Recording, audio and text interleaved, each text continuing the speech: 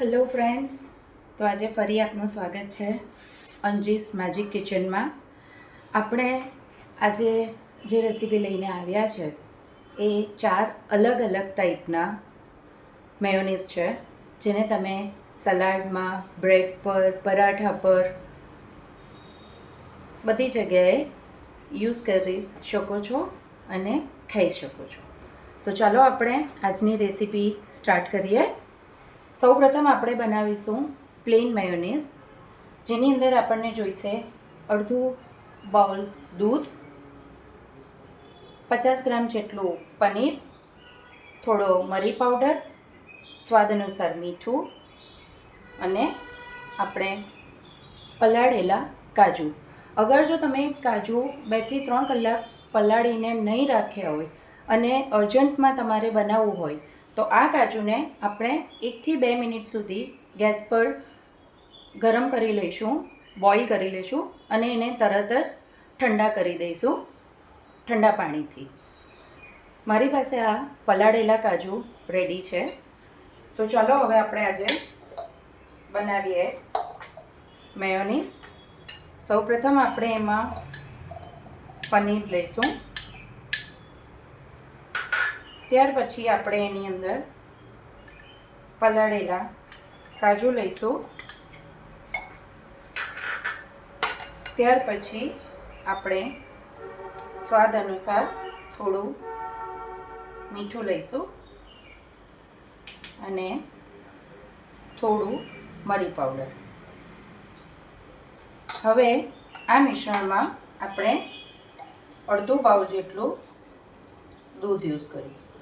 દૂધ તમે થોડું થોડું પણ લઈ શકો છો, તમને મેયોનીઝની થિકનેસ જેટલી જોઈતી હોય એ પ્રમાણે આપણે એની અંદર દૂધ ઉમેરતા જઈશું.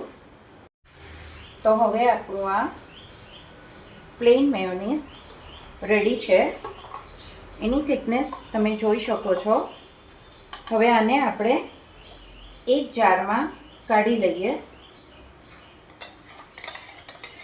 હવે આને આપણે 2 થી 3 કલાક સુધી ફ્રીઝમાં ઠંડુ થવા દઈશું, જેથી એની કન્સિસ્ટન્સી થોડી વધારે થીક થશે.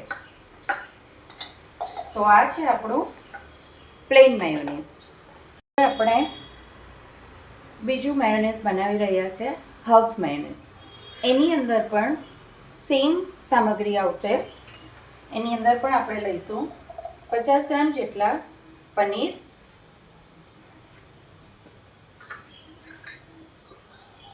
પલાળેલા કાજુ, સ્વાદ અનુસાર મીઠું, થોડો મરી પાવડર અને હર્બ્સ માટે આપણે વાપરીશું તાજા સમારેલા લીલા ધાણા એટલે કે કોથમીર. ટેસ્ટ માટે આપણે એની અંદર ફ્રેશ મિન્ટ એટલે કે ફુદીનો યુઝ કરીશું. આની અંદર પણ આપણે થોડું દૂધ ઉમેરીશું. જેમ કે મેં તમને પહેલાં કીધું તેમ કે દૂધ આપણે થોડું થોડું ઉમેરીશું, કારણ કે આપણને થિકનેસ જોઈતી હોય તે પ્રમાણે આપણે રાખીશું. હવે આ આપણું મિન્ટ મેયોનીઝ રેડી છે.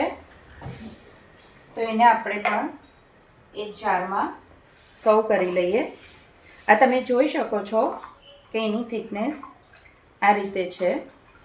હવે આપણે એને એક જારમાં કાઢી લઈએ.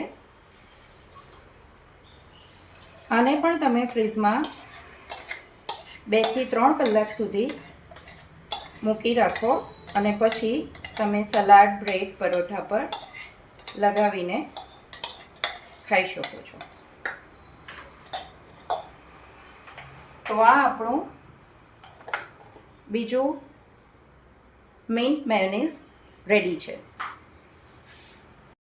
હવે આપણે નેક્સ્ટ બનાવીશું ચીલી ગાર્લિક મેયોનીઝ, જેની અંદર આપણે સેમ 50 ગ્રામ જેટલું પનીર લઈશું,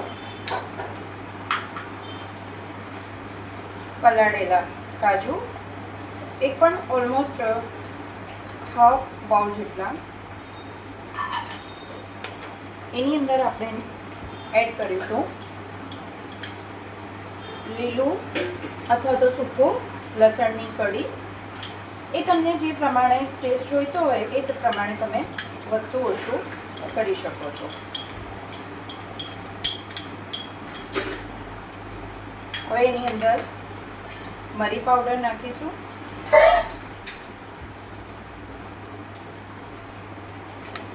સ્વાદ અનુસાર નમક, મીઠું નાખીશું,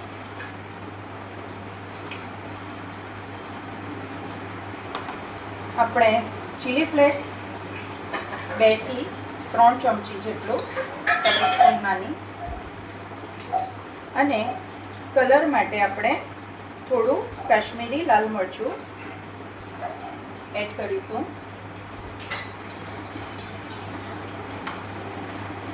ઉપરથી દૂધ એડ કરીશું. હવે આ મિશ્રણને આપણે મિક્સીમાં ગ્રાઇન્ડ કરી દઈશું.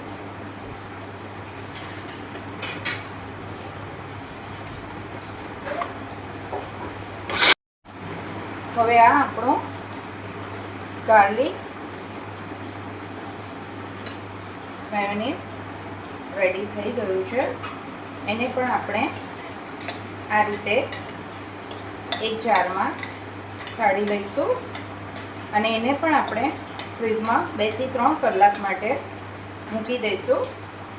અને હા, આ બધા મેયોનીઝ તમે અઠવાડિયા સુધી ફ્રીઝમાં મૂકીને પણ ખાઈ શકો છો. હવે આપણી નેક્સ્ટ અને લાસ્ટ રેસીપી છે તંદૂરી ગાર્લિક મેયોનીઝ. એની અંદર પણ આપણે પનીર, કાજુ,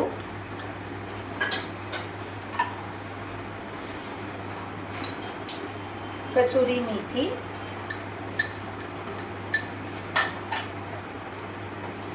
હળદર, આપણી જે સૂકી હળદર આવે એનો ઉપયોગ કરીશું, મરી પાવડર,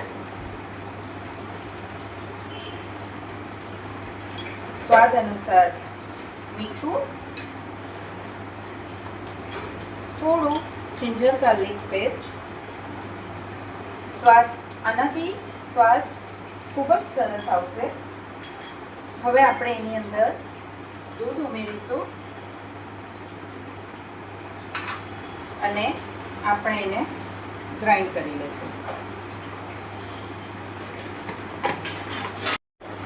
એની અંદર થોડું કાશ્મીરી લાલ મરચું કલર માટે આપણે નાખીશું. હવે આપણે એને ગ્રાઇન્ડ કરી લઈશું. હવે આપણું આ તંદૂરી મેયોનીઝ પણ રેડી થઈ ગયું છે. આની અંદર આપણે ટેસ્ટ માટે થોડું લીંબુનો રસ એડ કરીશું અને થોડું ચાટ મસાલો. આનાથી ટેસ્ટ ખૂબ જ સરસ આવશે. હવે આપણે એને બરાબર મિક્સ કરી લઈશું.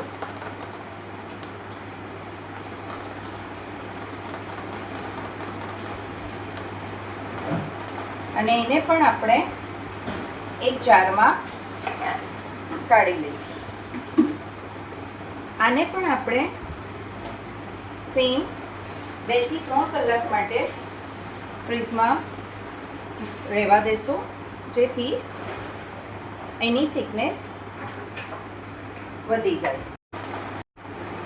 તો આજની આપણી આ રેસીપી રેડી છે, જે આપણે બનાવી છે 4 અલગ અલગ ટાઈપ્સના મેયોનીઝ, જેને આપણે ફ્રીઝમાં 2 થી 3 કલાક રાખીને પછી પરાઠા, રોટી, બ્રેડ, સલાડ પર સ્પ્રેડ કરીને ખાઈ શકીએ છીએ. Thank you.